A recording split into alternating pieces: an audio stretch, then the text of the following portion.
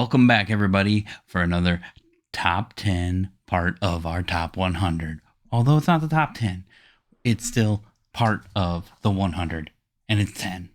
You'll figure it out. You're smart people. I trust you all implicitly, except for in board games. So, let's have it. We're going to start with number 40 today. Number 40. And here we go with number 40 again. Oops, you don't need to know that. And here we go with number 40 for the first time and the only time as far as you need to know. And our number 40 is Marvel United. So this is a game where you and your friends are co-op and you're going to go around taking turns. You'll take a turn. Your friend will take a turn. It's really best at 3 because there's 3 turns in between the actions of the evil doer that you're going up against, whether it's Thanos or Kang or whoever it might be. There's so many options. Loki is, I think, even a bad guy and a good guy. I don't know. Anyways, so you're going to take 3 turns, then the bad guy's going to go. Then you take 3 more turns, and you go around the table, taking those turns, trying to save civilians, knock out the bad guys in order to get to a point where you are ready to take on the main boss. And then the main boss will come in and you will fight him, and hopefully you'll beat him before he beats you.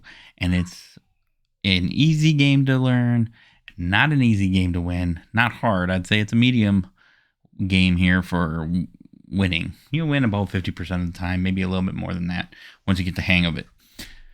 But the fact that this is Marvel, the fact that it's got really cool minis that look like the Marvel characters, especially when you paint them. I have friends that paint them. They look really nice. Someday I'll paint mine, or somebody else will. Who knows?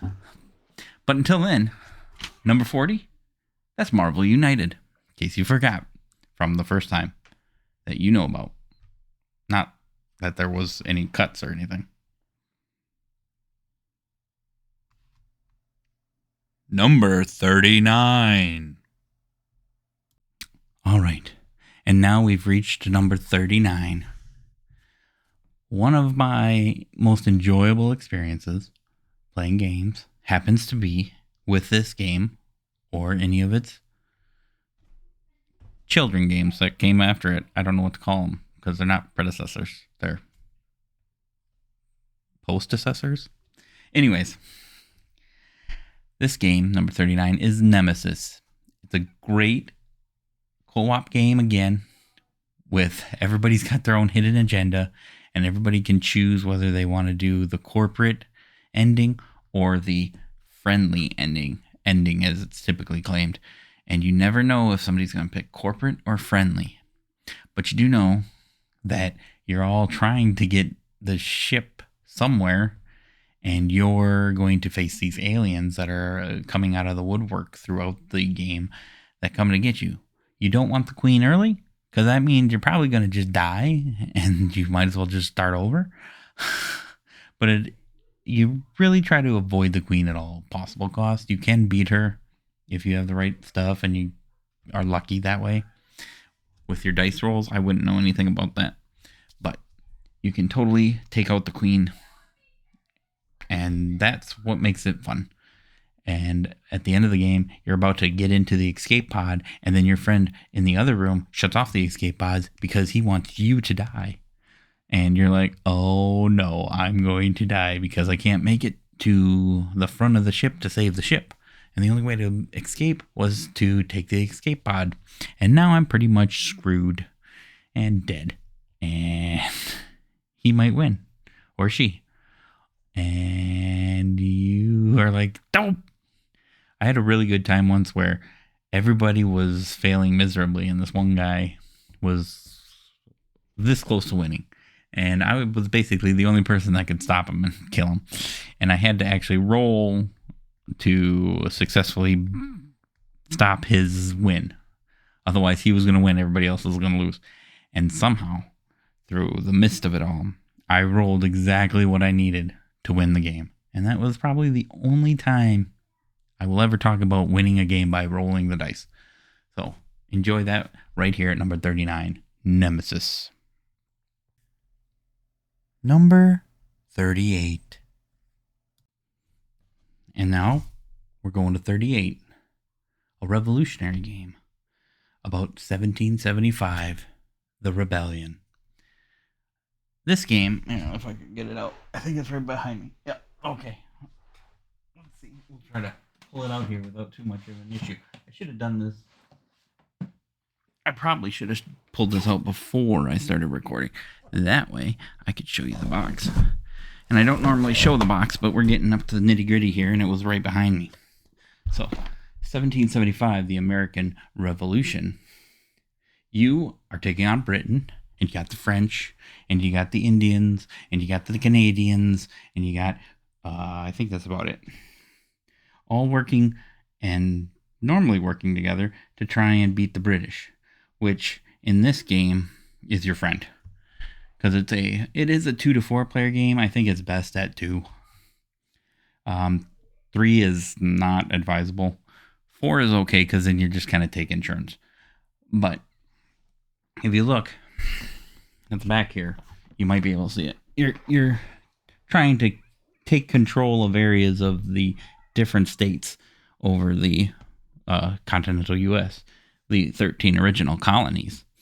And you got to roll some dice to win your battles, and you're moving your men through areas of the United States. And that, sir, is how you would win this game. You dominate the other team, and you crush them, and you like little bugs. And the strategy is you want to take out your opponent. I prefer to be America. I don't mind the British. But you can always have Benedict Arnold here, which I will explain. Replace one continental army, so you're one of the blue guys, with a British regular. So you're basically churning, making a traitor out of them. So it's very thematic that way. And it's really fun.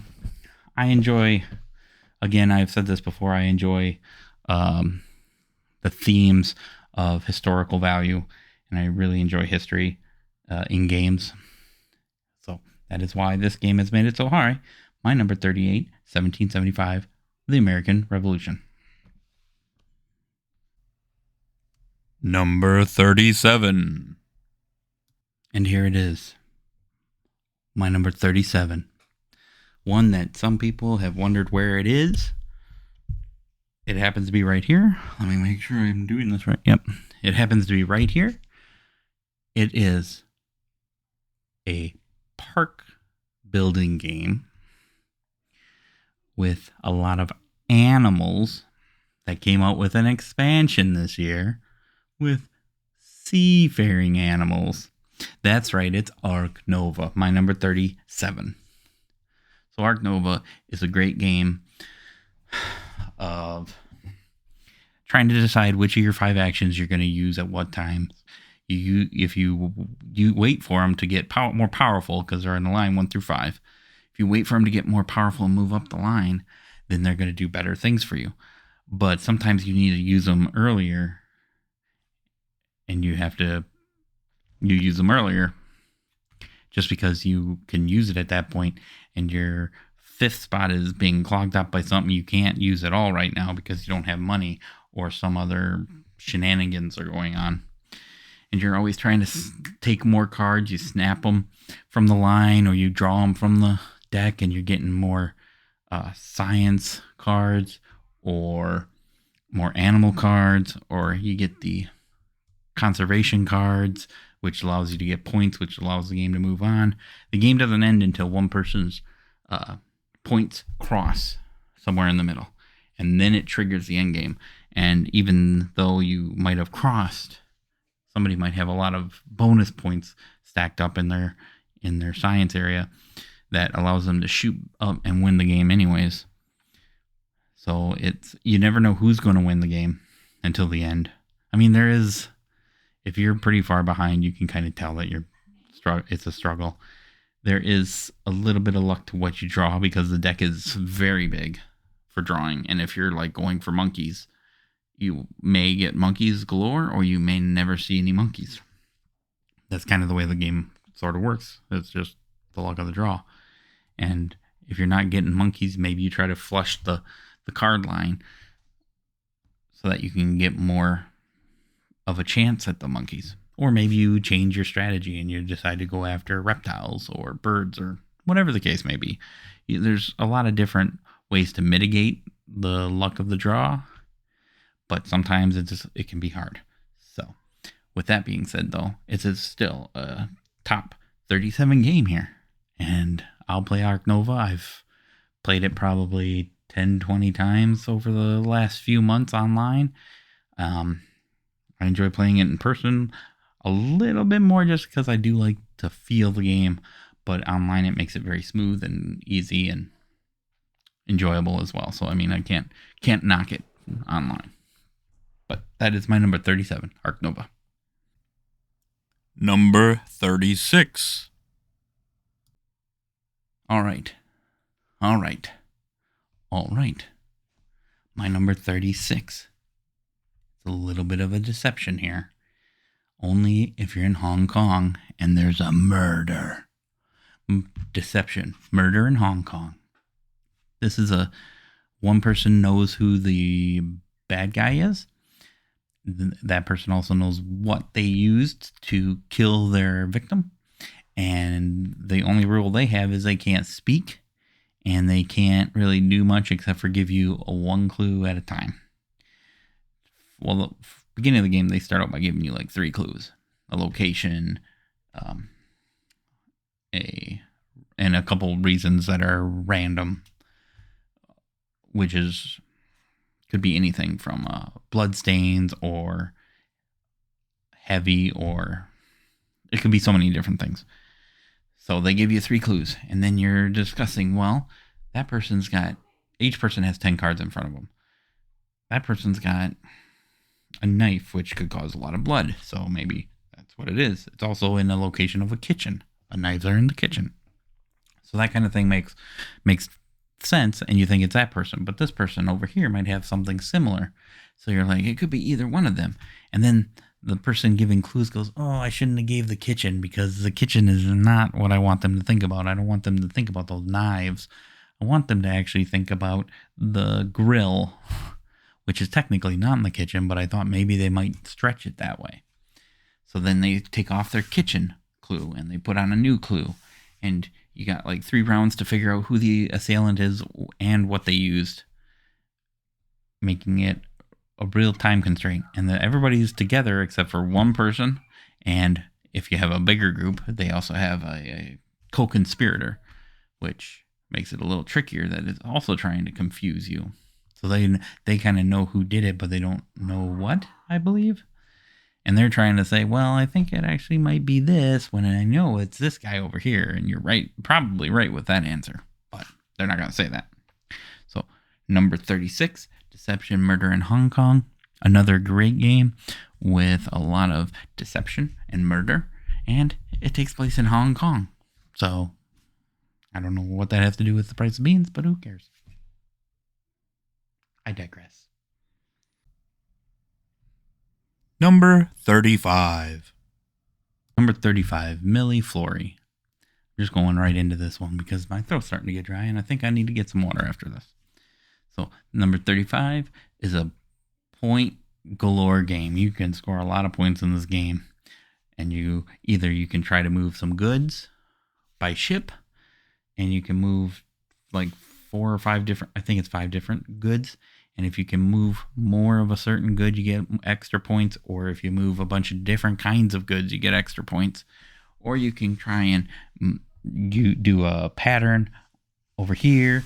Or you can try and put a certain card down at the right time and get like 10 points in this other area. You got like 3 or 4 different areas to work with. And you're drafting. It's a drafting game. You're drafting what card you want to use. And then you pass it to the next person. And at the end, you're going to decide which scenario works best for you. You can definitely scatter yourself around, which is great. This game works really well and balanced that way. It's a very balanced game. It's just got a lot of scoring, and you can score hundreds of points in this game, which makes it fun and really, really exciting, I guess, to just be like, I just scored 30 points. And then the next person's like, oh, I just scored 40 points. I'm like, oh, what did you do? I want 40 points. But Millefiori, a fun little game. It takes about half an hour, 45 minutes, maybe, probably 45 minutes. And you can play it at 3, 4, I think even, I want to say 5, but I'm not 100% sure. But it's a fun game. Not a long game, not a heavy game, but a blast nonetheless, and it's not too light or easy. So that's my number 35. Number 34. All right, moving on to my number 34. If you like building up an empire, you like to gamble, you like to take risks, then my number 34, Lords of Vegas, is right up your alley. Lords of Vegas is a game where you're building casinos on the strip. And if you're on the strip, right on the strip, you can make a lot of money. But if you're off the strip, you can make a decent amount too. And if you build off the strip and somebody else builds on the strip, you can try and take over their casino if you build right next to them in the same color, and then try to force them out of the casino, at least as the leader of the casino, so that you can get the buco bucks when the strip hits. And it's such a fun game because you're trying to time everything right between all the different colored casinos that are going to get hit and when they're going to hit. It's like, oh, so there's not many greens coming out. There's going to be greens coming soon, but you don't know because the game ends before all the cards come out for hitting. So maybe there's 3 greens at the very end under the end game card, and you don't know that, but you're betting that green's going to come and hit pretty soon because it has to. There's just not a lot of them out yet. So it's a risk-reward type game, and as you gain more points, it slows you down because you can't gain another point in the game, really, until you score like 5 points. So now you got to score 5 points in order to get 1 point. And you can move up so very slowly that I've never seen anybody get the instant win at 90 points. But I've heard it's been done. I just haven't seen it. But 34, Lords of Vegas, I'll play this game whenever somebody wants to, even though it's got a lot of dice rolling. I don't plan on. It's a fun game nonetheless, even with the dice rolling. So hope you enjoy that one. Lords of Vegas. Number 33. And here we are at number 33. Back into the seas, as I like to say. The seas of pirates. My number 33 is Extraordinary Adventures Pirates Areas. And I think, if I recall, you have 3 different ships that you can take, and you can move them however you want. When it's your turn to roll, or not roll, but to go, you can play cards that will have numbers, and then you can move your ship that amount. And you can break it up between your 3 or 4 ships. And you're trying to move all of them somewhat evenly, but you want to try your best to make sure that your ship makes it to the end first to get the most points. On the other hand, you want to stop at as many locations as you can on the way to get extra points and maybe better cards that allow you to move faster. Because you start out with like some cards that move only 2 or 3, and then there are some cards that let you move 4 or 5 at a time. And it's really cool how you have to decide how you want to use these cards and use them at the correct time, because you might not see your 5 again until later. And it's like, yeah, you want to get it out there quicker, but if I use my 5, it might be wasteful right now. I only want to move 4. What am I going to do with that last one? Or so many different reasons why you might not want to do that. But 33, Extraordinary Adventures Pirates. It's a great little game. It's not a long game. Again, you're sitting there and you're just None of these games feel long to me anyways. Even Nemesis at 39 doesn't feel like it's long, but then it's 3 hours later. So greatest thing about these games is that you're having fun with your friends. And you can do that with almost any game if you put your mind to it. But these are the best. And that's my number 33, Extraordinary Venture Pirates. Number 32. And now we're moving on to number 32. Another thematic Marvel game. This one has zombies. It's Marvel Zombies. So at first I was thinking this is going to be blah, and I wasn't a big fan of it. And then I played it and realized that it's like you can play it cooperatively or you can play it competitively. I think it's best to play cooperatively because then you're all getting beat up instead of just one of you. And you're playing cooperatively, trying to kill off or destroy the Avengers that have turned into zombies, who can be ridiculously hard to beat. And you might just run away from them at times. And it's cool because you're going into like these scenarios. So you're going into like a mansion or maybe the Avengers headquarters or many different things. And it's very similar to a lot of other zombie games that CMON has put out. I haven't played most of them, but this one I did. And it's a lot of fun with my friends. So number 32, Marvel Zombies. Number 31.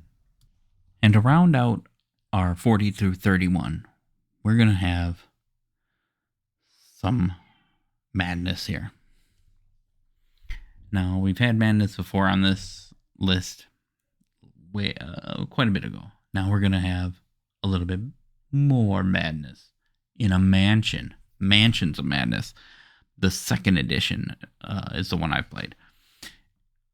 I enjoy that it's like an RPG almost, because you can do different things and it accounts for that, and you can have different things happen by going different areas. So it's like you walk into a mansion and then, I could go to the left, I could go to the right, I could go search that bush over there, I can go open that clock for some odd reason. I don't even know why. Oh, look, I opened the clock and there's a hidden door. That's why. That's cool.